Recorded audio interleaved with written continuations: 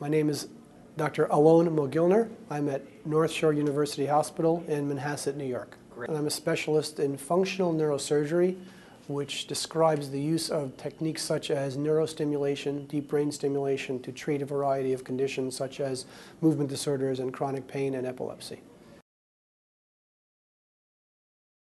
So for deep brain stimulation in particular, the primary issue in terms of coding and reimbursement for the hospital involves the cost of the implants. So traditionally, the deep brain stimulation surgery involves a brain surgery procedure and a pacemaker type procedure. The brain surgery procedures fall under DRGs, which are used for other types of brain surgery, such as taking out a brain tumor, an aneurysm usually, and so on. So most neurosurgeons in this country, and actually throughout the world, will do that part as one surgery, and then we'll do the pacemaker as another surgery. So you end up splitting it up. So the first part, which involves placing electrodes in the brain, falls under what's called craniotomy DRGs, which in the United States now are classified under different numbers, 25, 26, 27. Those are the codes. And the hospitals get paid more or less money depending on how sick the patient is, basically. So that code covers all the costs of the surgery for the first part of the surgery, including the hospitalization, the ICU care, any CAT scans or MRIs or blood tests or monitoring that is necessary.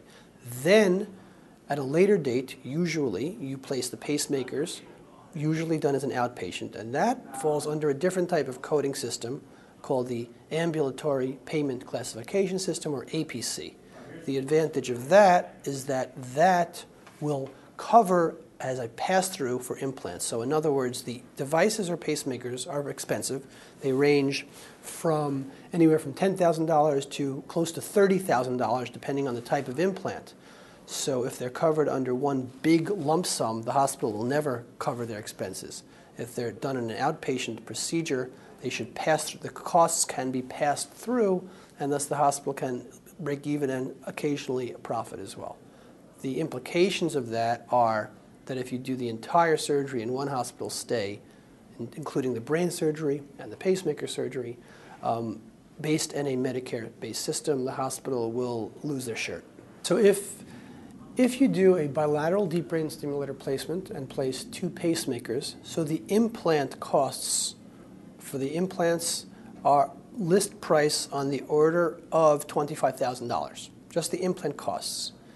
The hospital, a busy hospital in an urban area with an average patient with Parkinson's disease for the DRG may get paid about $28,000, let's say, or $30,000. So then you're saying, okay, well, for a surgery, an 8-hour surgery, hospital stay, MRIs, CAT scans, blood tests, the hospital is going to get from Medicare or the government, let's say $28,000, and immediately $25,000 of that is just sent straight over for the equipment. So obviously the margin is very low, and most likely you're losing money. In particular, if you place a rechargeable battery, that battery itself is $27,000 now, plus the brain electrodes and so on. So if you're doing it all in an inpatient stay, the hospital can not really make a profit and will lose. They have developed new DRGs that are called major device implant DRGs, which are rarely used. They pay a little bit more, but quite honestly, they still don't cover the hospital costs.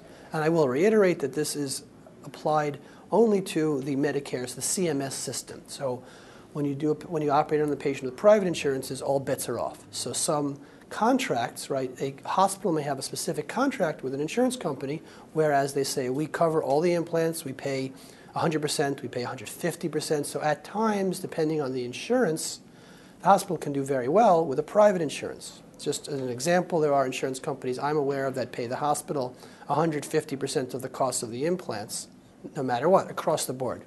Brain devices, cardiac pacemakers, orthopedic devices. So then, let's say on a $30,000 implant, they'll pay them $45,000, so to speak, and then add it on in terms of the hospital costs, they may do very well. When you're talking about Medicare and, of course, Medicaid, different situation. And that's the majority of deep brain stimulator patients in this country are Medicare. I think the first step occurred around 5 or 6 years ago were actually the surgical codes. So the surgical codes were increased to reflect the work done in a deep brain stimulator surgery. For the programming codes themselves, at this point in time, they did create some new codes approximately 3-4 years ago. They are reasonable reimbursements in today's healthcare environment, although not dramatic. There are coalitions called the Neuromodulation Therapy Access Coalition, which does lobby for that. I don't know any specific details for deep brain stimulation, but there are coalitions and lobbying groups whose specific role is to lobby for the appropriate reimbursements for neuromodulation programming and procedures.